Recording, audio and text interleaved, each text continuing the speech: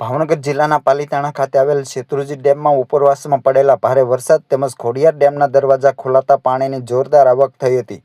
સતત વધતી આવકને કારણે શેત્રુંજી ડેમ હવે સંપૂર્ણ ભરાઈ ગયો છે. ડેમની સ્થિતિને ધ્યાનમાં રાખીને તંત્ર દ્વારા ગઈકાલે સાંજે 20 દરવાજા ખોલીને પાણી છોડવાની કામગીરી શરૂ કરવામાં આવી હતી.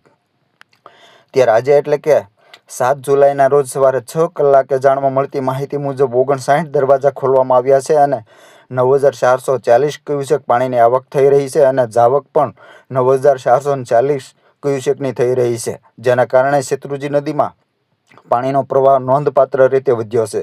વહીવટીતંત્રએ શેત્રુંજી નદી કાંઠાના તમામ ગામોના એલર્ટ જાહેર કર્યા છે.